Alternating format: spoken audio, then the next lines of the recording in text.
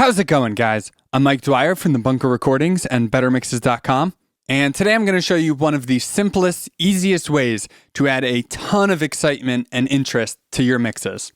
So I've mentioned in a couple of past videos that I think one of the most important things when it comes to creating excitement in a mix is contrast.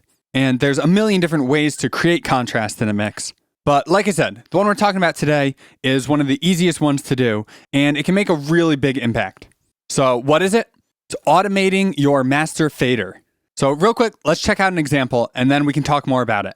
So I'm going to play this track from towards the end of the verse going into the chorus. And this is without any automation on the master fader, just with the master fader flat like it would normally be. Time to rest my wings. I can't tell if this is flattery or just another part of me.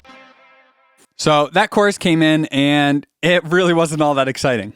The guitars got a little bit bigger there and a couple other things were happening that did add a little bit of excitement, but it still felt really flat to me. Now let me turn our automation on our master fader and listen to that same spot. Time to rest my wings. I can't tell if this is flattery or just another part of me laughing.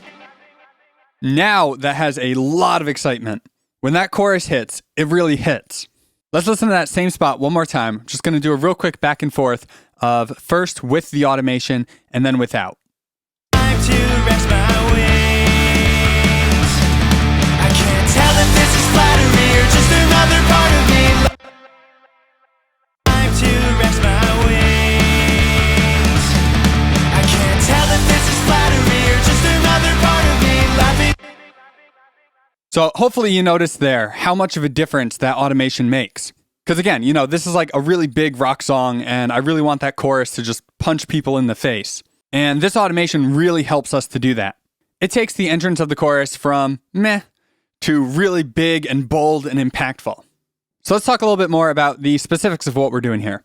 So first and foremost, in Pro Tools, the master fader itself is pre-inserts. So that means any automation you're doing on the master fader happens before the plugins. And that's really important because on my master fader is my final limiter. So this automation that we're doing is determining how much level is being fed into this limiter. So with that setup, if we push the automation above the 0 mark, like in this chorus here, we are about a decibel above 0, our final mix isn't going to be clipping because we're pushing that into the limiter and the limiter is still stopping it from going above 0.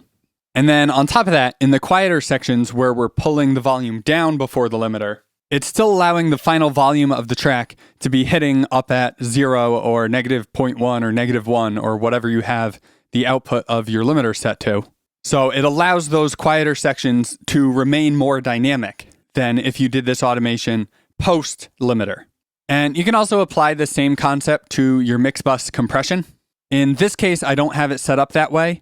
My mix bus compressor is seeing the level pre-automation, but that could definitely be something to experiment with because it might work better for you having that on your master fader and have the automation pushing into your compressor. But I just want to mention that because I don't know how other DAWs handle the master fader, whether they are pre or post insert. So if yours happens to be post insert, then you could just set up a mix bus and do the automation on that instead of the master fader. And that would ultimately be recreating the exact same setup we have here.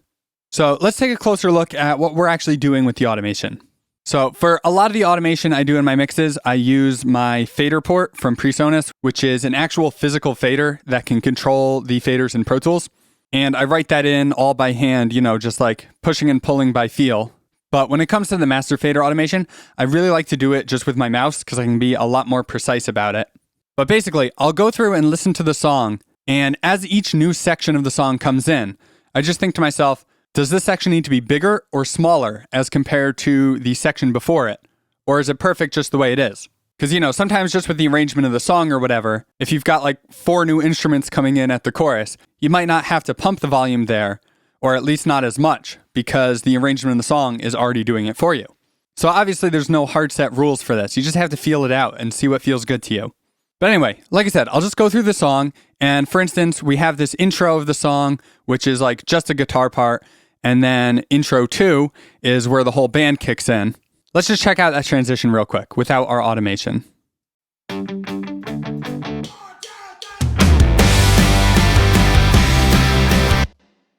So that's a case where, just with the arrangement of the song, a whole lot of stuff comes in right at intro 2, but I still felt like the impact could be just a little bit bigger. So all I did there was just bring down intro 1 by 0.8 decibels.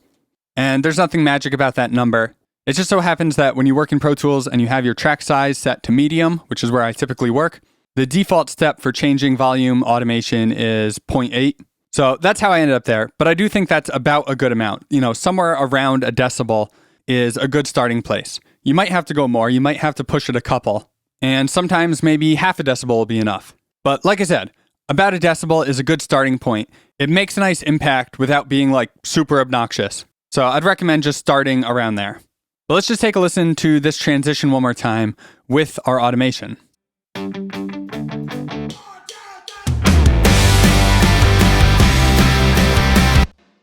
So it just adds that little extra bit of excitement to the band kicking in.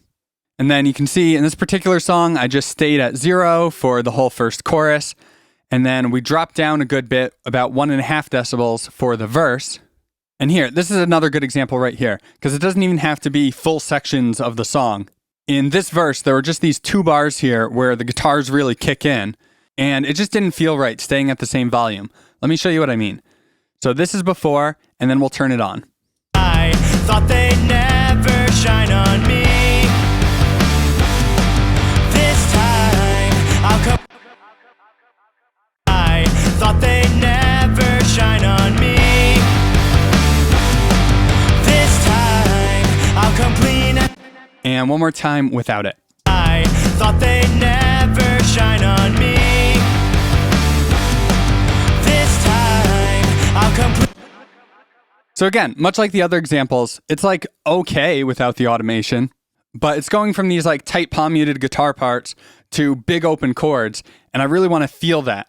Plus the vocal drops out for those 2 bars, so that just kind of naturally makes those 2 bars smaller when they want to feel bigger.